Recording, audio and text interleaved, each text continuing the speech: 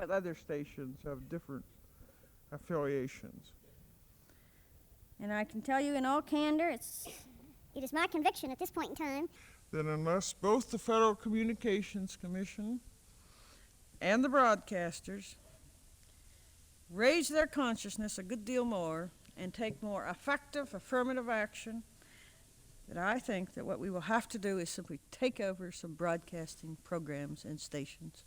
I think it'll be a great educator.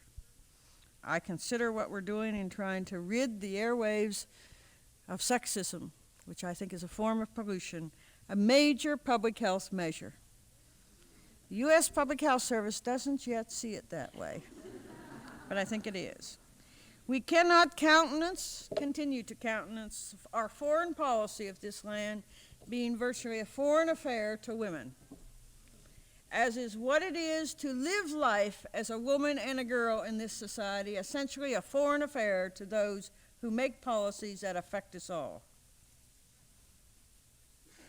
I just returned today from University of Idaho. The Bora Foundation there on the outlawry of war had a symposium. There were 11 speakers. I was the only woman. There was nobody there who was non-white. The theme of the symposium was power as a cause of peace and as a cause for war, or something like that. First thing I did was change the title of the topic they gave me. And the topic was, and watch how I'm going to sneak into the title that I gave you tonight, and then I'll be done soon. The topic they gave me was society's responsibilities in respect to war and peace. And the title I decided was more appropriate and I was more comfortable and was more relevant was that the rebirth of feminism meant that she is risen and will redefine and reassign power for life. And until that happens, society can't begin to take its responsibilities for war and peace. And what I also did was we had a little armband that now had made up for its national conference, which said, "War is the ultimate expression of the masculine mystique."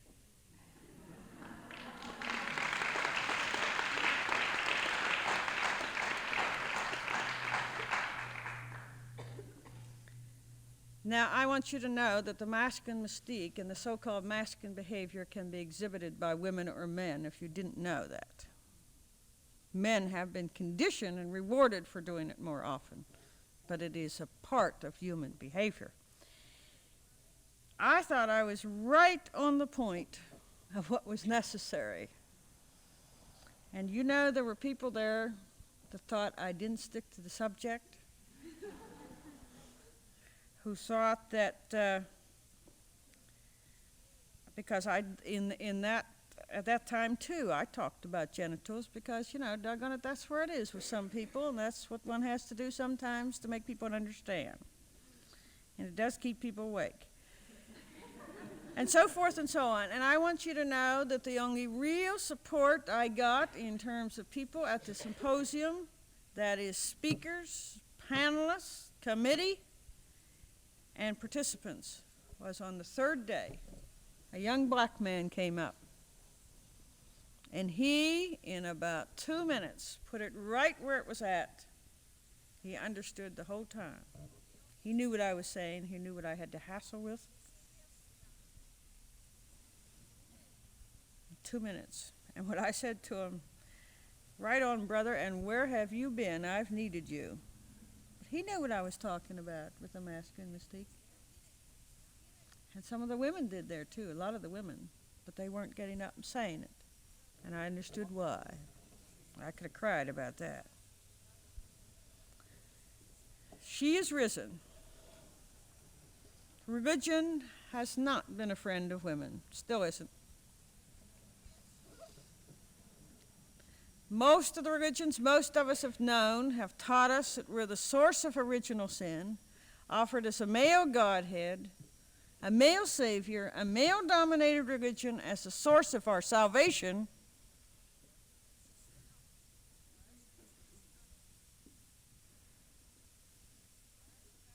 And so many women have accepted it. And I suppose not feeling strong enough or free enough to seek liberation, and you can interpret that as salvation, in the present life, and have sought, hopefully, some more heavenly afterlife. And oppressed people always seek comfort in some religion. And it's tragic that so much of this religion has, if not created, perpetuated their oppression.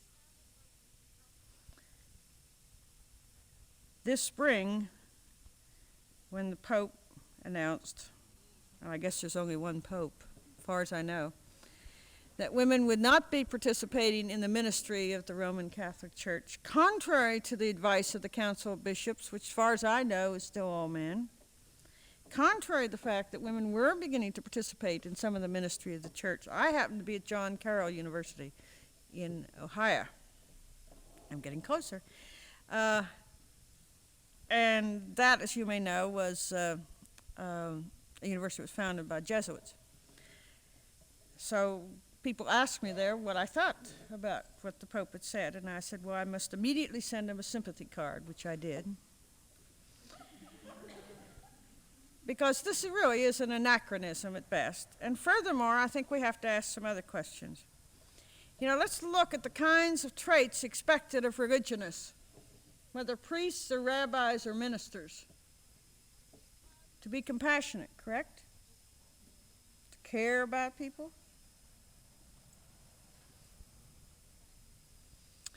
To encourage the loftiest aspirations of the flock. To be gentle. And often to wear the kinds of clothing, skirts, that by many are considered appropriate for women.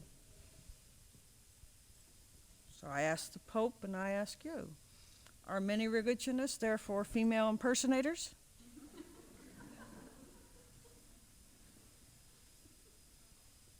And that is not sacrilegious.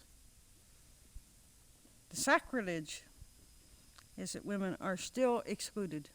It has made churches more authoritarian than humane. And any church, any religion, any institution that does not draw on its total human population is to that extent not fully human or fully humane, and cannot be. Feminism has more to offer to the churches, if indeed they should survive, than the churches yet know, in order to make them fully human and humane as they pretend to be.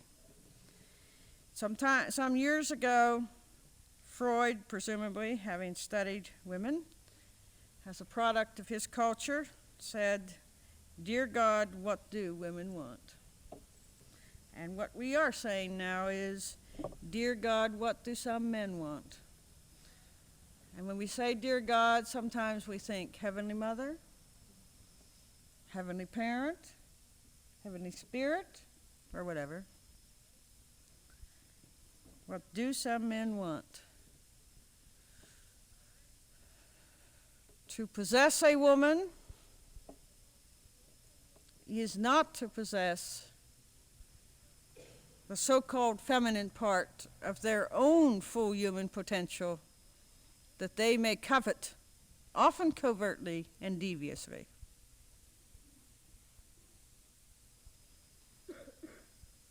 What do some women want? To possess a man is not to possess for oneself the so-called masculine part of their own full human potential, and often covet it covertly and deviously. We must, as women and men, be free, be liberated enough to express whoever we are, and ignore whether anybody calls it masculine or feminine. It's absolutely irrelevant. Is it human? It's the only question.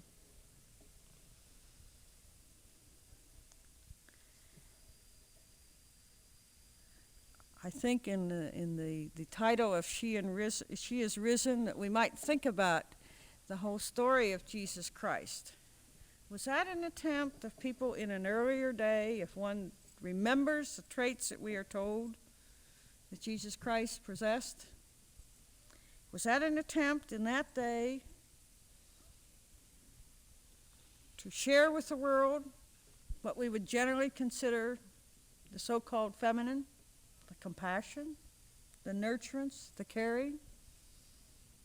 And if it was, is it any surprise that the people in that day, thousands of years ago, could only see a savior, a leader in a male body? Was it the feminine? And was the feminine crucified thousands of years ago? Think about it.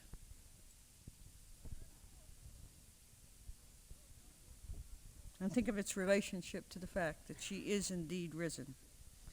Never again to be barefoot in the summer, pregnant in the winter, unless we choose it. Feminism is, I think, a bona fide occupational qualification for every human endeavor, bar none. If one has nothing to do with people, it doesn't matter. If one has any relationship or influence on people, one must become a feminist. To the extent one is not, one is somehow sexist and is therefore denying either oneself or somebody else a part of our full humanity. Now, it's part also of my conviction that I think sooner or later everyone will become involved. I want to share with you one experience, and then it's your turn.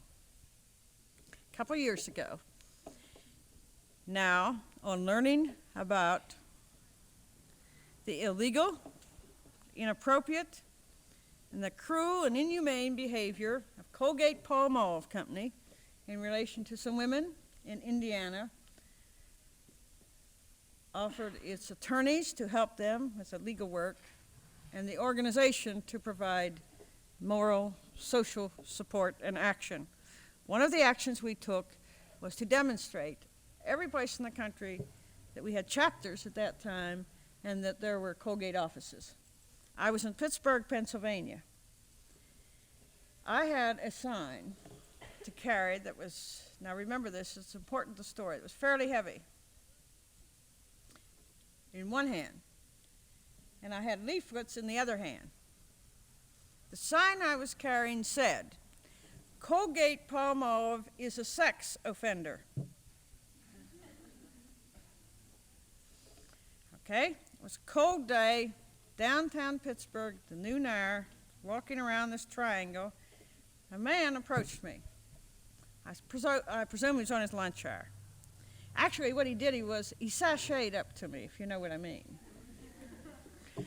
Anyhow, and he said, he looked at the sign and he read it. Colgate-Palmolive is a sex offender. Oh, what's Colgate-Palmolive thought of that I haven't thought of yet? Ha ha ha. Well, I want you to know that was a bit of a challenge. And I said, is that serious, or is that a rhetorical question? He said, well, just pretend it's serious. Well, I like to give people the benefit of the doubt. I gave him the benefit of the doubt, so I began to tell him, what the issues were, why we were doing this, why it was important. He was listening to me. I said, it's a cold day, we really ought to keep walking. So we kept walking. I was having a hard time with one hand, he's smart as you know it's coming, distributing literature. And there were people who were curious, some want to know. And so, now look, don't underestimate this. Let's face it, men have been taught to help us out with little things, right? Let's accept that reality and share the opportunities. So I said to him at this point, I'm having trouble getting these leaflets, together and distributed. Why don't you hold this sign? So he did. We kept walking. Well, by then, he was becoming pretty knowledgeable, and people were asking him questions about it. After all, we walked together. We looked for all the world like partners in this endeavor. And I gave him some leaflets because I didn't want him to be deprived of accurate information to share with the good people in Pittsburgh. So he was distributing it. And this went on for about 20 minutes. And all of a sudden he said, hey, wait a minute, I don't believe it. I'm involved. I said, and so you are.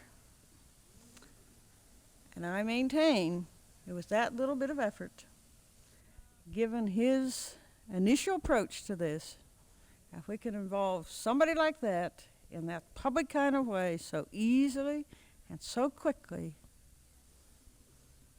sooner or later, everybody must become involved in this movement.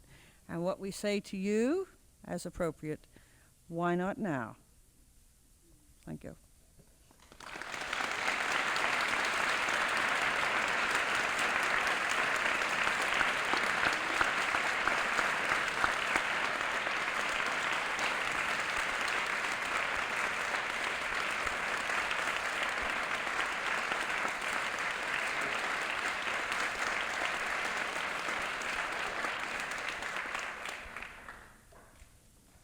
I think this is the point where one says one stands for questioning or something like that.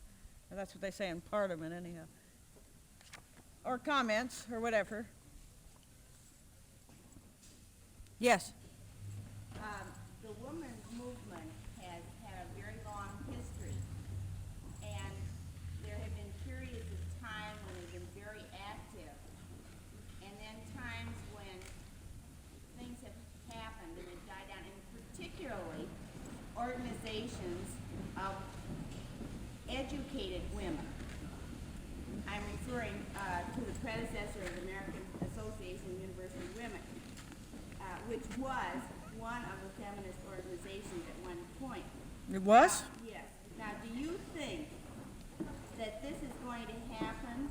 That is, do you feel that the feminist movement is going to be very strong at one point and then too is going to die out as it did in the No. 20s? No, I do not. I think we've raised too much consciousness, too many issues in too deep and profound a way, and have hardly started. We have too many ways to communicate with each other and with people not yet involved, and I say that not yet advisedly, because I think people will be. No, I do not think. It may have its ups and downs, but I do think that this time we will achieve the kinds of goals that are significant, that are profound, and that are irreversible. I'm an incurable optimist. I don't even think I'm sick. Yes. A question. I just want to make a statement. I'd like to see all these women at the women's meetings. We need your support here on campus. That's all I want. Now that you provided that opening, I want to share something else with you that we still hear, and I think it's understandable, not acceptable, understandable, women who say, I don't need women's liberation, I'm liberated. No woman in this society is fully liberated. Some may have had more options than others. But we also notice that for all the women who are still saying, I don't need women's liberation, that every woman's hand is out for the benefits that we've got our necks out for. So at least if you're not involved, we say in all candor, support those who have had their necks out. I will spare you the risks that there have been. And I will spare you what I know thousands and thousands of women and also some men and children have given to this very humane movement. Don't underestimate and don't assume that anybody in this country doesn't need it, because it just ain't true. So what we're saying is support your sisters at the very least. Yes? Assuming that your basic goal, our basic goal, put it that way, Hey, I like that. is equal job employment. What do you think of the argument that in the United States the labor field just isn't big enough to accept a nation of liberated women? And kind of anticipating your answer, do you feel that men who aren't as well qualified should be in the homes? In the place of the women who are more qualified? Well, you only kind of anticipated my answer. First of all, we do not make the assumption that everything else will stay the same and there'll just be additional women in the labor market. Okay, we don't make that assumption. We don't make the assumption that the process of more women participating in a variety of ways will not change the very process of the whole economic sector. We just don't make that assumption. We think that this alone is already and will make some changes in our whole value system. And furthermore, would not accept what I think you at the very least implied is that the, quote, less qualified one stays at home. As a matter of fact, one might reverse it. Contrary to the mythology that feminists do not value the role of the parent and the homemaker, we might make the case quite the other way around. If we really care about our children, let's have the more qualified person, to use your word, at home, and not the other way around. Now, I know that's a reversal of how society generally, values people and their work. But by now it should be apparent that I don't necessarily accept most of society's current values. I also cannot, in honesty, agree that our basic goal is in terms of employment. I do think that it is necessary for all of us, women and men, to learn how to be economically self-sufficient, or at least to have the self-confidence to know that we could if we needed or chose to be. I do not think that one's employment for pay, is the end-all and the be-all of life.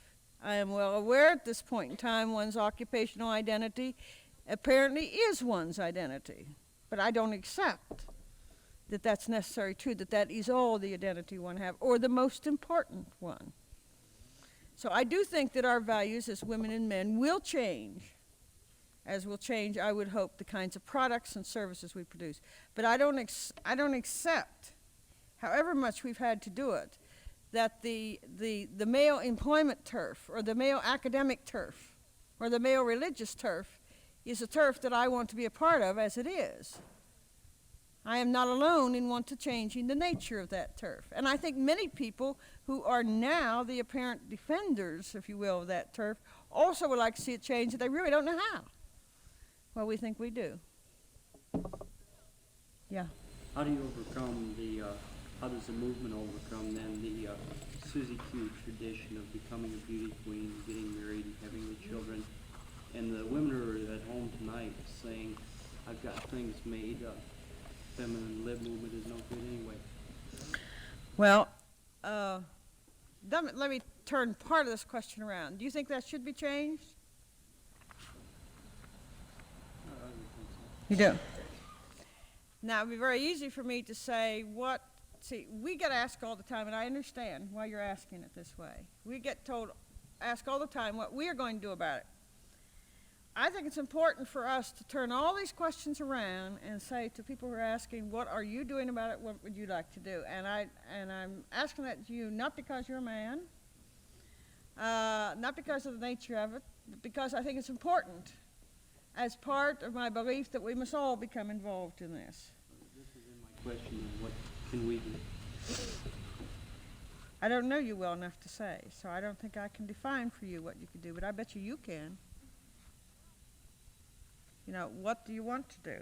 I think that what we are doing in terms of raising people's consciousness, informing people, thinking about the consequences, giving each other mutual support in alternatives, and that's so vital, that mutual support.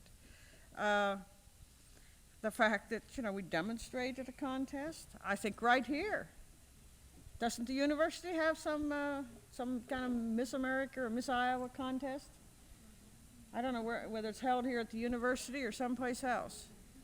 Does it give any support to it? God, that'd be a great educational thing for you to do here at the university. I know it's not generally considered educational. It'd be one of the greatest educational endeavors you could engage in, because that tells a whole lot of where it's at. Whether it's stated that way or not, I bet you that the Iowa State University is educating a lot of its women to be beauty queens, and a lot of its men to value women more highly if they are, quote, beauty queens. Now, if that wouldn't be an educational project or endeavor for the university to take it on, just the people here, or even half of you took it on, make a commitment that you will educate the community to that you will educate the university itself and the state. There would be such an enormous amount that would be kind of what the mushroom effect just of that alone be tremendously educational. You got yourself a job. Take the same pay I do, and we raise salaries every 6 months. We double them.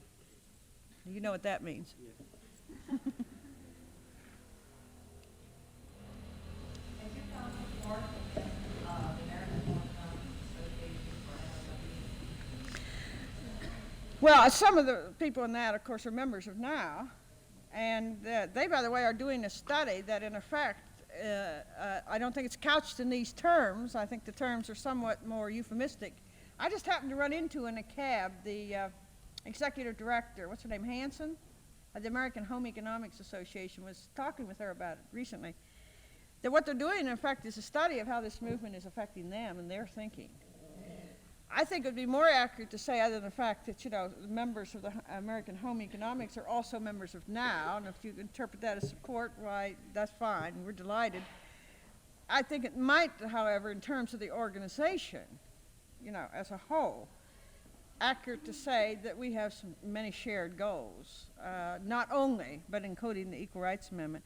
And just recently, they put out a very excellent statement on this that'll be very helpful in terms of those people who can identify, for instance, with the American Home Economics Association, and think those of us now, you know, those terrible, militant activists, you know, not very ladylike and all that sort of thing. So I would say yes, that there is mutual support where we do indeed have shared goals, and I expect that those areas will increase. Yeah. How do you, You want to whisper louder, because I think they'd like to hear what you're saying. the Right to Life group that's opposing so much and led to the fight against freedom for a woman to have an abortion, how do you, I don't know, I don't want to say argue with these people, but how do you deal with their arguments? I'm relatively less worried about them more recently, except that I think they're popping up with other names. You know, it's the same. You want to repeat your question? I think the essence of what your question, tell me if I'm wrong, is how do you deal with the right to life groups? Is that correct? You hear that? Okay. I'm sorry, my voice has died down a couple times too, and people have had to raise their hands. They wanted to hear.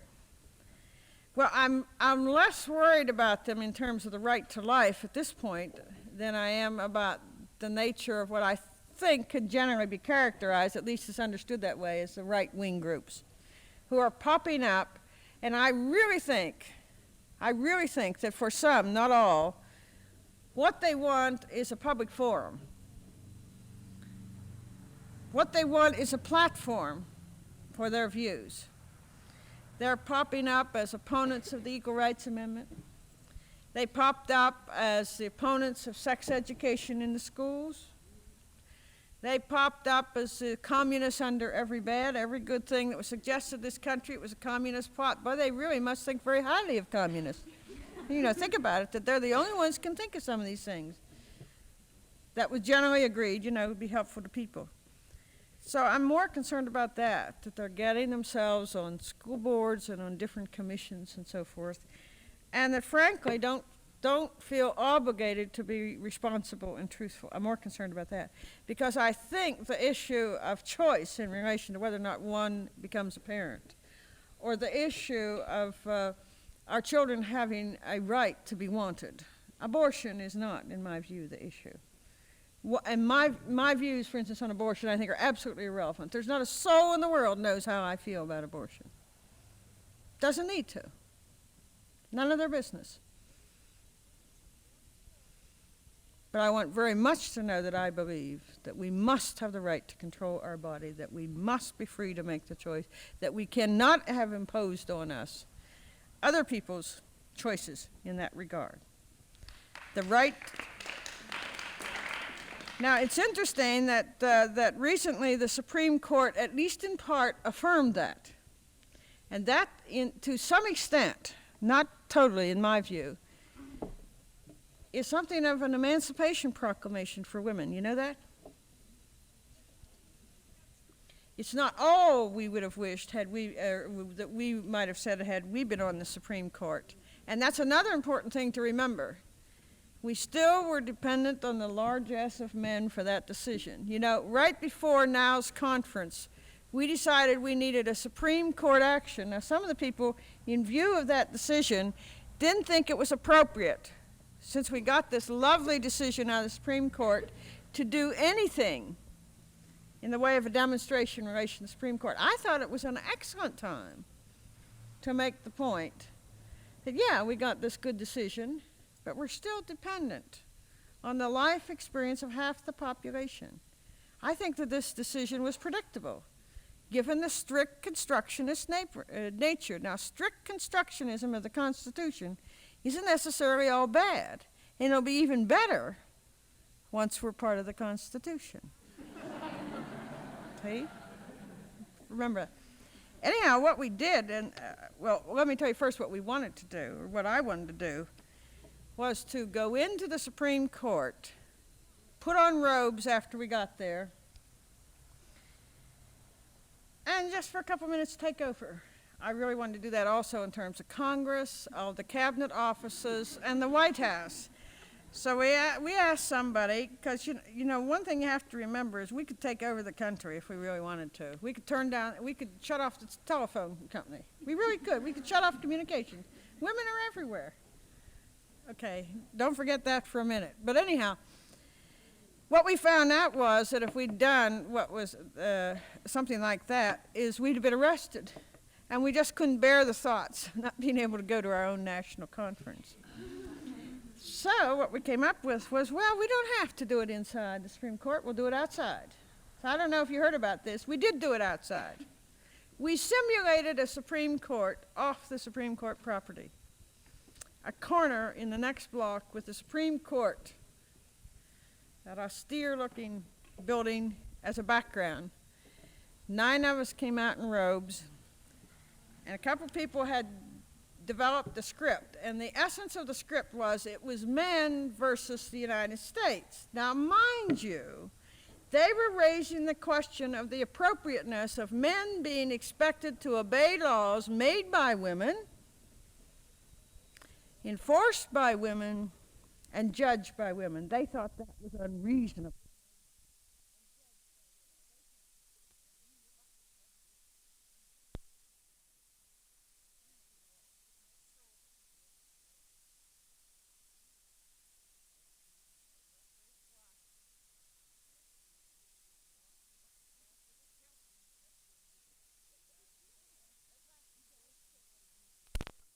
We couldn't smile. It was outside and we could hardly talk. But at any rate, I think, this served as a consciousness raiser. I'd still like to see us go in the court and do it. Someday, when we decide we're going to get a good night's sleep, or maybe a couple weeks or months, if we're willing to be rested, I think we have to. I think we have to do things like that. They're great educators. I'm not sure where this question started. I think it was abortion. But Equal Rights Amendment will be stopped. no. Mm-mm. You see, again, I do think we will get the Equal Rights Amendment ratified. We still have about 6 more years. We already have 30 out of 38, and once we get to about 34 or 35, there may be states who are racing to be that 38th state. You know how we are in this country. We want to be the state that made the difference. I think that will happen. No, and we've always had opposition to women's, equal rights. We know that.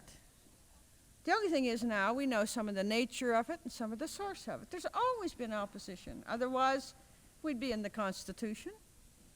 We wouldn't have to work so hard to get, certain legislation, to get it enforced, and to get people to behave it and so forth and so on. The only difference now is, here's an issue, and people are coming out, of the bushes or wherever they've been. But there's a very positive thing about this Equal Rights Amendment. It's the best researched amendment in the country's history. Received more mail than any other piece of legislation in this country's history. And even more importantly, perhaps, than the Equal Rights Amendment itself, it's forging a coalition of women and men and children in this country working on something this fundamental that we believe in. And just the process of these people working together, I think, is very vital. People who sometimes, for all I know, may agree on absolutely nothing else, but on this they must. Now recently had a fundraising campaign for this, and we were absolutely astounded with the results. And since it's already been announced publicly, I can tell you. Now, we've never really had a fundraising campaign. We didn't know what we could do. It was an emergency fundraising campaign. I asked the people at dinner to guess what the results were from it. None of them came close. We received $150,000 plus 2,700 members. Over 8% return. Now, on a direct mail campaign, 1% is excellent.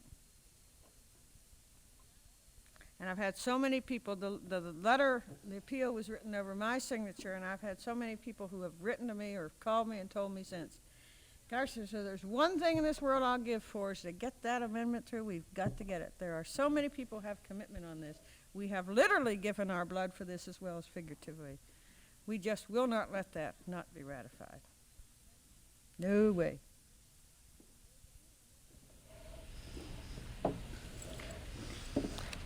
There's a hand. What shall I do?